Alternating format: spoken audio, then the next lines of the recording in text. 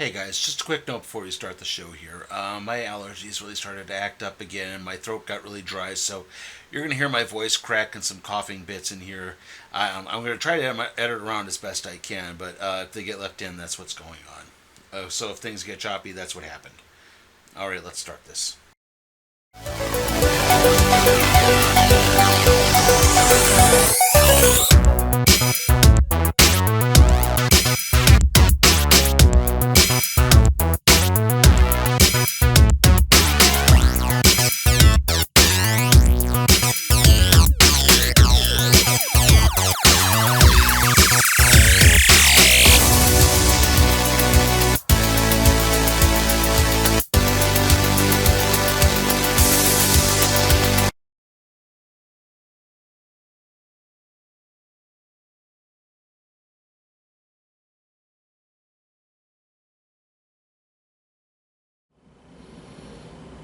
Okay, the TNA Emergence 2024 recap and review is here.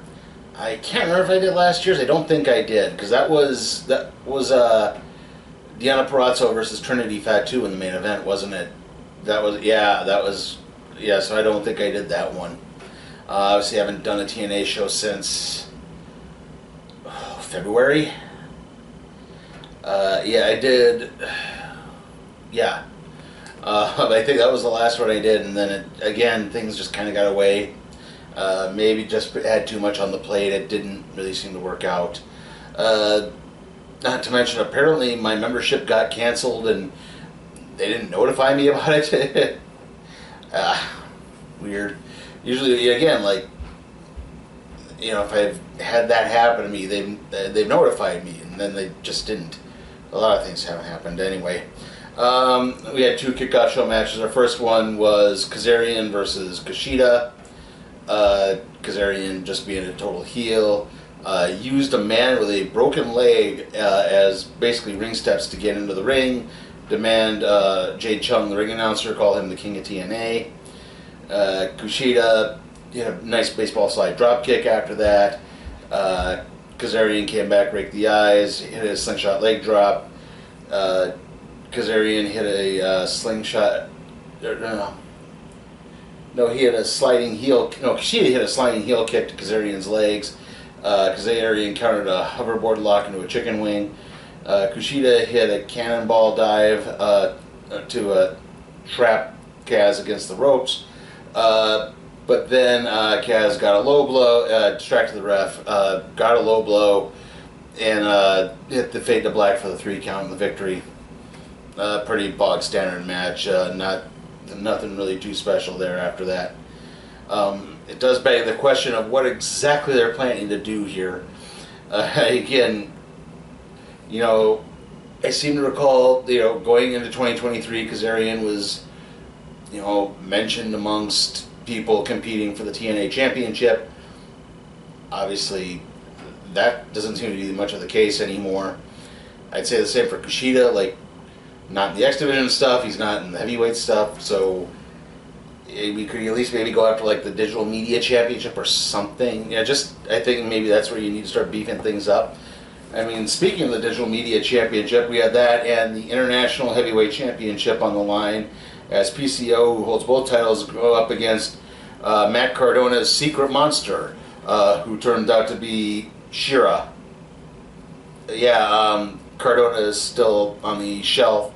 I believe he tore his tricep a few months ago, so I know he hasn't worked matches, but he's been the figurehead authority in Game Changer Wrestling. And yet, he used to work with Steph DeLander, who's now with PCO, but that, now he's kind of trying to get his revenge on that.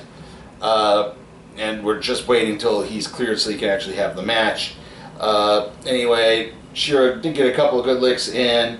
Hit on Steph DeLander, which cheesed off PCO with a big boot. He had a dive to the outside, which he actually missed and landed right on his head on the ramp. That was a sad running theme in this show, unfortunately. But eventually PCO hit the deanimator, and then the PCO solved for the victory. Again, not really too much to say here. Afterwards, they challenged Matt Cardona, but again, Cardona's still not cleared to compete, so yeah, he's going to have another monster. Hopefully, someone a bit more of note. Okay, after that, we move on to the show proper. We opened up with the Ultimate X match for the X Division Championship. Speedball Mike Bailey versus Hammerstone versus Zach Wentz versus Jason Hotch versus Riley Osborne, Chase U in NXT versus the Laredo Kid. Strange given that Wentz has a match on Sunday at the NXT TakeOver show there. I'm not covering that TakeOver show. It's just everything's kind of smushing together at the moment. So yeah, I gotta have a little bit of space here. Likewise, again, Osborne's part of Chase U, who have a match on that show. I don't think they're properly defending the championships there. I mean, I know they are, but he's not part of that match technically. Hammerstone, right off the bat, Hotch tried to climb one of the stations. Everyone ganged up on him. Osborne, Laredo Kid, and Hotch all hit torpes to the outside. Hammerstone shrugged off some kicks from Bailey and a big German suplex. We had a Tower of Doom spot to the outside of the ring. They used the ropes off of the apron, basically. I believe it was Riley Osborne used it for a sunset flip bomb, basically. Everyone started climbing the stations at one point, even Hammerstone, and then everyone basically had to gang up on him, tried to drop down to pull him off of that. Hammerstone suplexed Osborne out of the ring onto Speedball. Basically, again, Hotch low blows Hammerstone and then hit a torture rack bomb. Riley Osborne used the cables to hit a shooting star press. Eventually, Speedball, Mike Bailey, and Zach Wentz were fighting on the ropes right at the X point. Wentz managed to knock Bailey off and thus grab the championship and win it. Yeah, it's an Ultimate X match, a lot of high spots. I did like the way they worked Alexander Hammerstone into this, so there was some solid bits in this. I guess this is giving good momentum to Wentz going into his big match with Nash Carter on next week or tomorrow or Sunday, yeah, at NXT. But was it Nash Carter? See, I'm so confused. Yeah, was it Wesley? See, yeah, now I'm crossed up again. Sorry. Yeah, the Rascals have not quite broken up. Obviously, Trey Miguel and Zach Wentz are still together, but yeah, God, I can't think. Wesley in NXT is turned heel, turned on them after they failed to win the tag team championships there. Like I said, Miguel and Wentz celebrated as a very angry Mike Bailey looks on, which is strange because he said he had to defend the championship in this format because if he didn't, he had no honor. After that, we had Steve Macklin taking on Eric Young.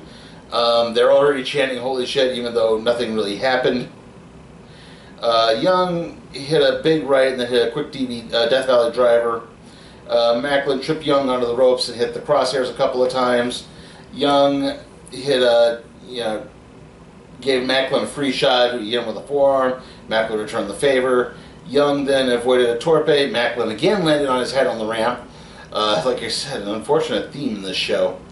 Eric Young came back, hit a pile driver. Macklin then countered a second pile driver into basically a bridging pin for the 3 count of the victory. This was a pay-per-view match. Like I said, overall, afterwards, they shook hands, they had sportsmanship, but other than that, like, the match itself was just kind of... I think there were some good points in this, but I think it maybe needed to go longer if you're going to do something like that. And even then, maybe have a bit more definitive end if we're going to start pushing Macklin as a babyface, it looks like.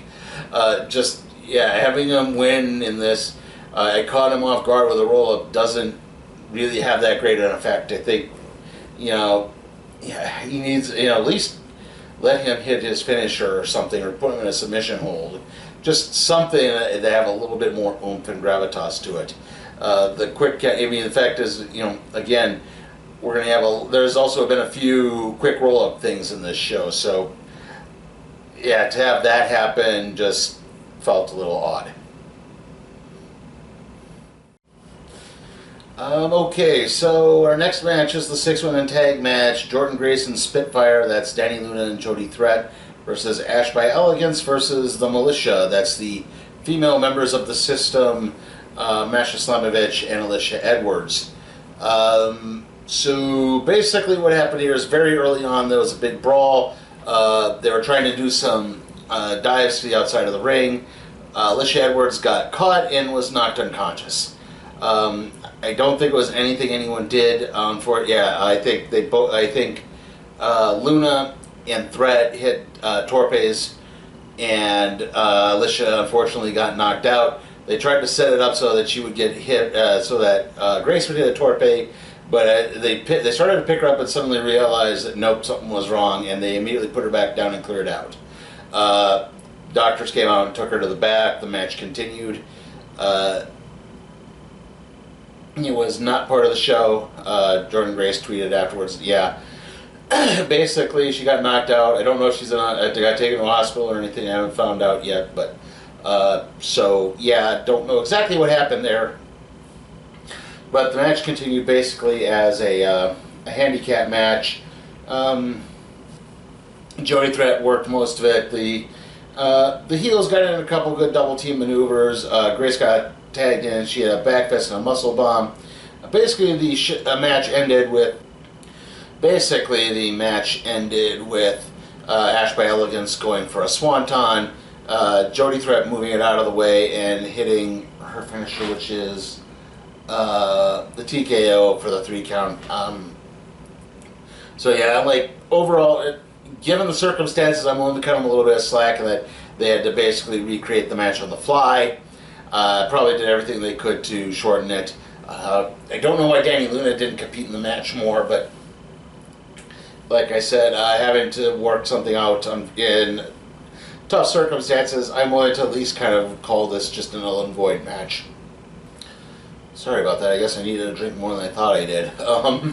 Anyway, our next match is an impromptu tag team championship match between the Austin Bay Coalition Club.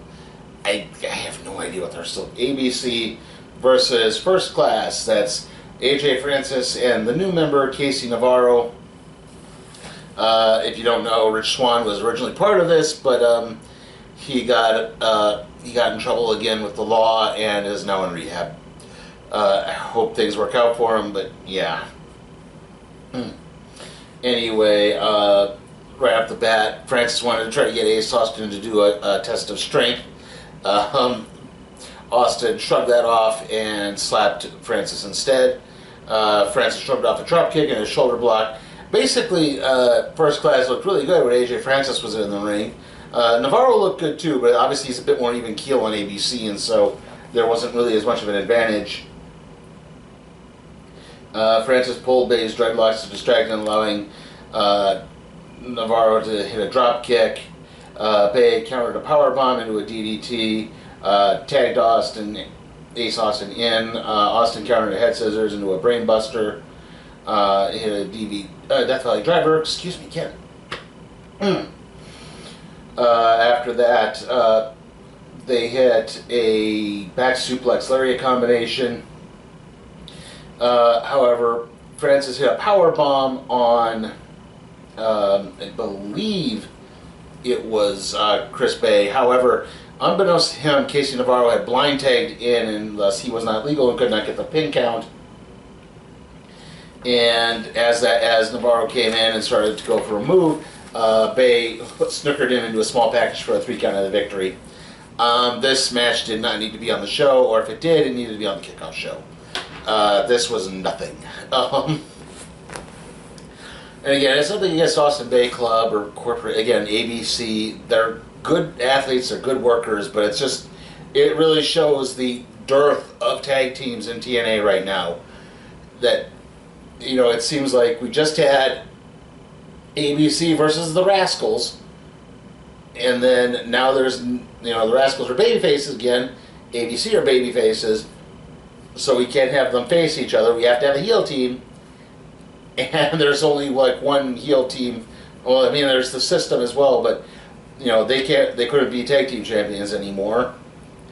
You're seeing the problem here. Like, again, it's just, I think the problem is with TNA the last maybe year and a half as they've started spinning their wheels really bad. Again, I love TNA. I'm glad I got back into it, a couple of years ago. But right now, it's really feeling kind of retready. And I don't know if it's because Scott D'Amore isn't there anymore. I don't know if it's the ownership trying to tweak things a little bit. Working with NXT, I think, has helped them a little bit, but it's one of those things where it's like we're just getting the same old over and over again, which we'll get to in the next match when we start there. Alright, our next match is the 8-man tag team match between the System and then the Hardys, Santana, and of course Joe Hendry. Joe Hendry and the Hardys had a combo a meshed entrance theme. So it's "I believe in Joe Hendry, I believe in Matt Hardy." Santana was not a part of that. I guess they couldn't work him into the song.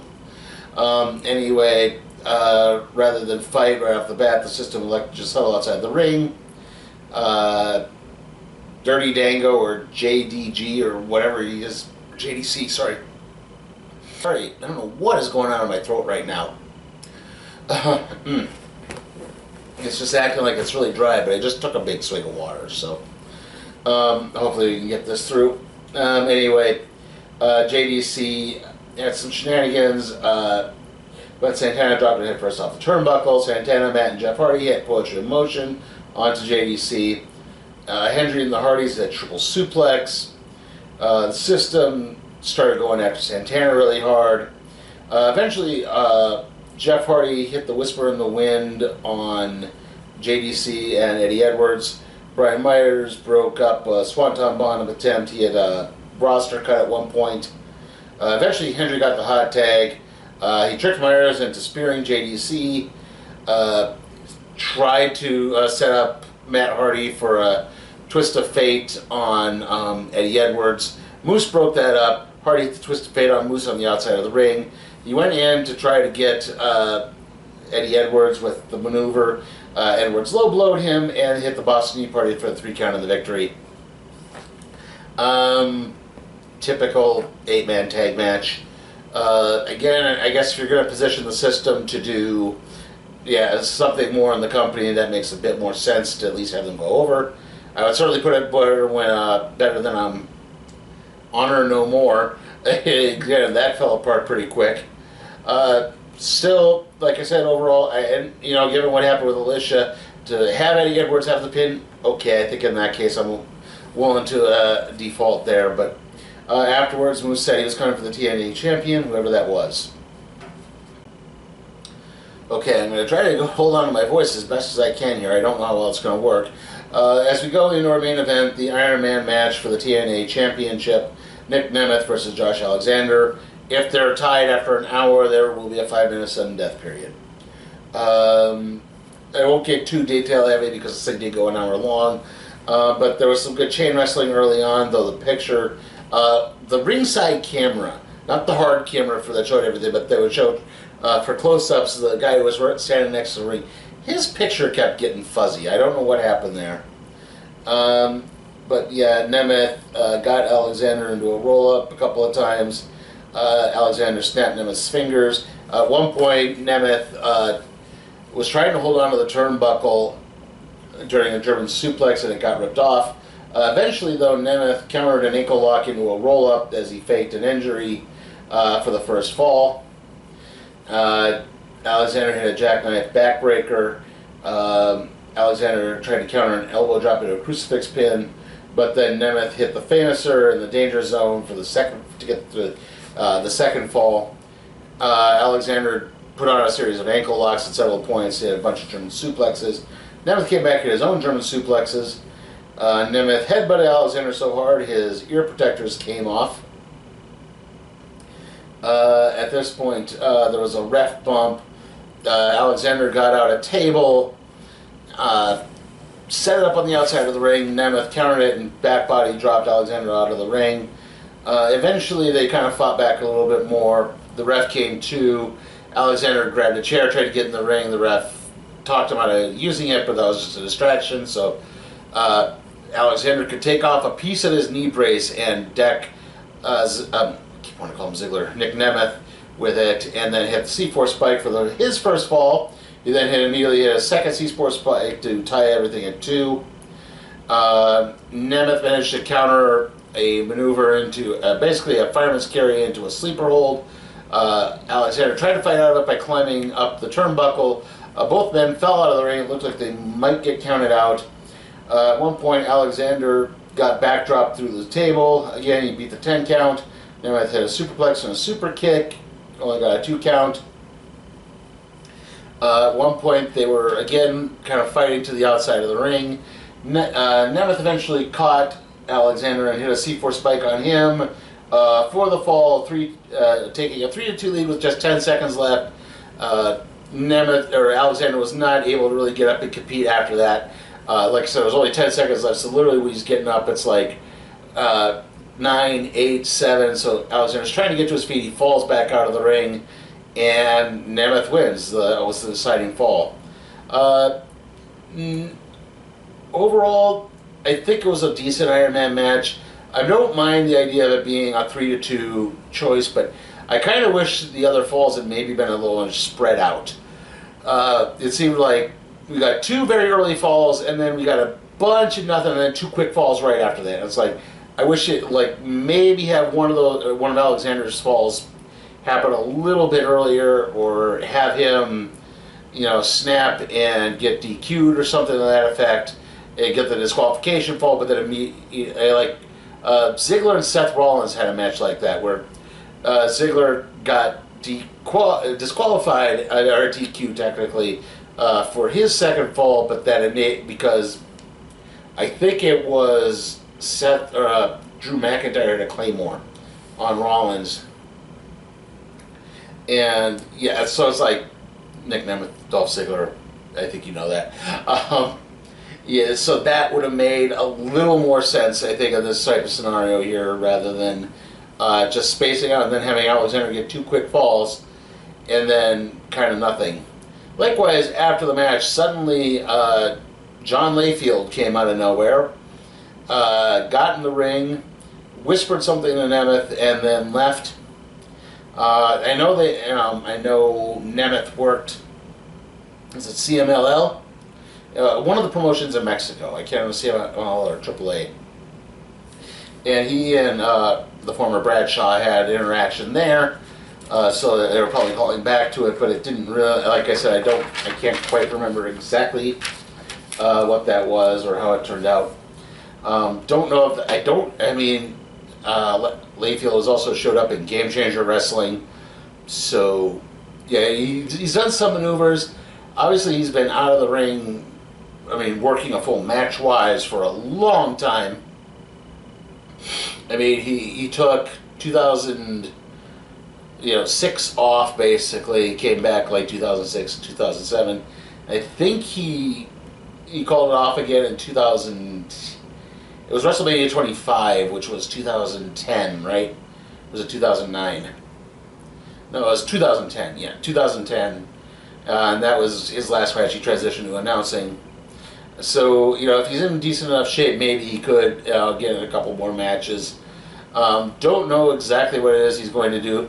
I don't know if he needs to be going after the championship right now. There's so many other guys in TNA who could go after the championship.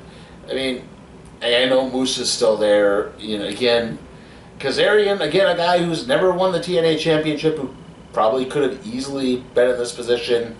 Joe Hendry, obviously, his contract is expiring. I don't expect he's going to win the NXT championship on Sunday. If he does, it's probably going to be a very short reign. Nothing against him. I like Joe Hendry, but it's one of those, they're going to build around a guy who signed at WWE at this point, not a guy who signed to another company. Exactly. So, yeah, I don't really see that happening. So, yeah, again, TNA is just in this weird world where, the NXT stuff I think is working really well, but that's about it. I know Killer Kelly has been hurt, so that's kind of affected the tag team division a little bit. But then it's like, what other women's tag teams are there? I mean, Rosemary and Jesse Havoc or Decay aren't really there anymore. Crazy Steve, I don't know where he is. Like, I know they're kind of transitioning what their finances are right now, whether or not they're going to do exclusive contracts or they're going to do work for hire things, be more like an indie promotion. Where like they're just kind of in this weird transitional period where I don't know what it is they want to do or what direction they really want to take the company in. Like they do some good, but then they also do some just like we've been down this road before, and I think that's just starting to affect the product. I'm going to be giving TNA Emergence 2024 a C. Like I said, overall, it wasn't terrible, it wasn't aggravating, it wasn't bad, it was just a very average show.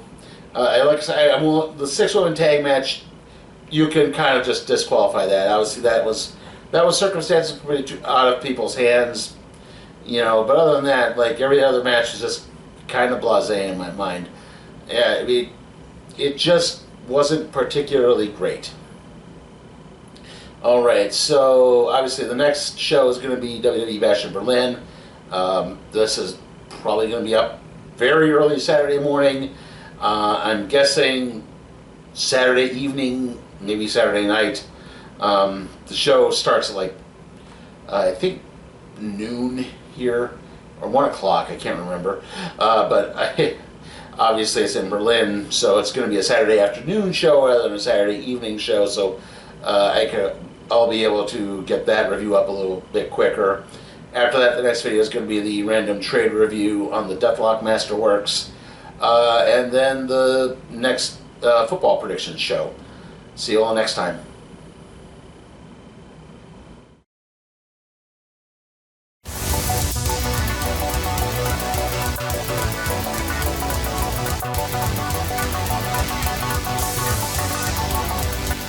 Hey guys, remember you can help me maintain and possibly even expand my professional wrestling covers by supporting me on Patreon at patreon.com/sleepytimeforcat productions. Also, remember to like the video, comment, share, subscribe, and ring that notification bell.